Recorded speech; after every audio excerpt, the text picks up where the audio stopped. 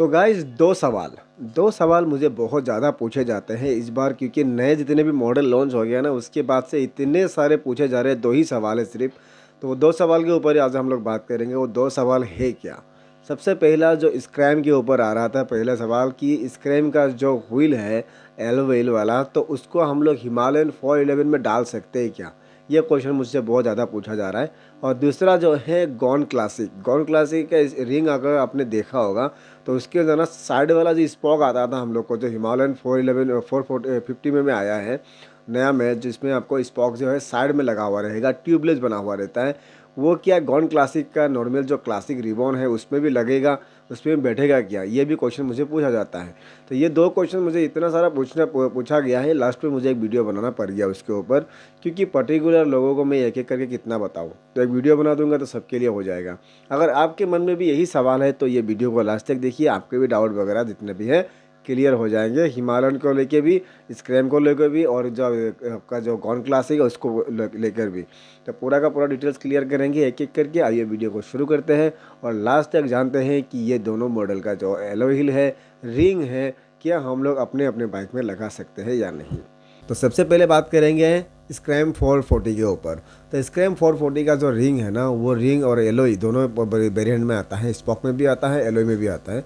तो दोनों को भी हम लोग एक्सचेंज करवा सकते हैं आपस में ही। जो स्क्रैम का दोनों का मॉडल है ना उसमें भी हम लोग एक्सचेंज करवा सकते हैं। और साथ में हिमालयन और स्क्रैम का बात करें तो हिमालयन का जो रिंग साइज़ है ना वो स्क्रैम से थोड़ा ज़्यादा बड़ा है इस हिमालयन का। तो वो बड़ा होने से भी ना हम लोग इसको स्क्रैम का जो रिंग है ना उसको निकाल के हम लोग हिमालयन में डाल सकते हैं। वो आराम से बैठ भी जाएगा, लेकिन हाँ थोड़ा साइज़ में इफेक्ट पड़ेगा, थोड़ा छोटा पड़ेगा वो, लेकिन बैठ जाता है और चलाने के लिए भी कंफर्टेबल रहता है, क्योंकि चेसिस ओवरऑल सेम ही है दोनों का। और जो बॉडी ग्राफिक्स है, जो डिज़ाइन है वो भी सेम ही है। हेडलाइट में ही चेंज है, बाकी कुछ तो चेंज इतना वगैरह है नहीं। बाकी सीसी भी सेम ही हो गया, 411 था 440 है। इंजन का बैठने का तरीका थोड़ा बहुत चेंज हुआ है, बहुत ज़्यादा नहीं है, तब भी वो बैठ जाएगा, ठीक है। तो उस हिसाब से व्हील का जो साइज़ है वो आराम से बैठ भी जाएगा, और मुझे जितना लगता है कंफर्टेबल भी होने वाला है चलाने के लिए, क्योंकि हिमालयन भी इतना कंफर्टेबल है।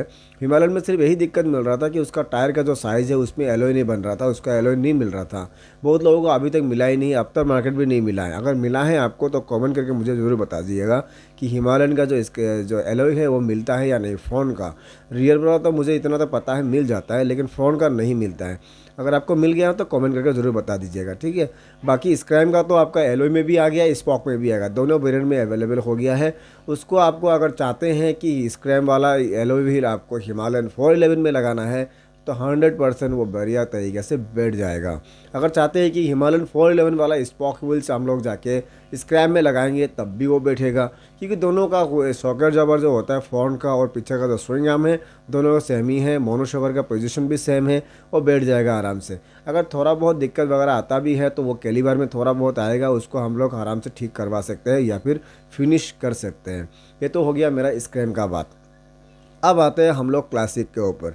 तो क्लासिक ऐसा एक वेरिएंट है जो क्लासिक में ना बहुत सारे वेरिएंट आपका निकल गए हैं, जैसे कि बुलेट नेक्सन हो गया, उसके बाद आपका क्लासिक रिबॉन हो गया, फिर गॉन क्लासिक आ गया फिलहाल।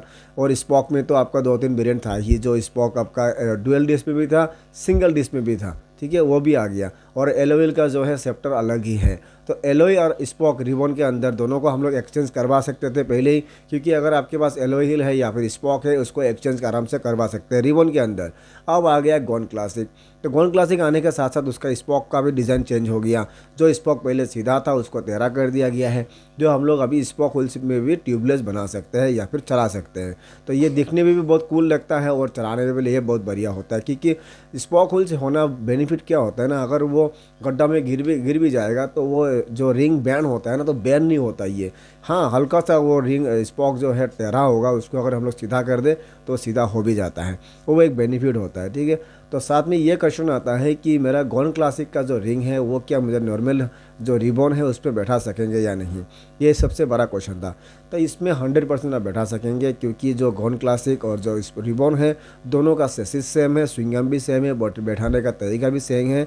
लेकिन कुंज वगैरह थोड़ा डिफरेंस हो सकता है, उसमें ही आपको हेर फेर करना पड़ेगा, लेकिन बाकी ओवरऑल बोला जाए दोनों का दोनों सेम ही है।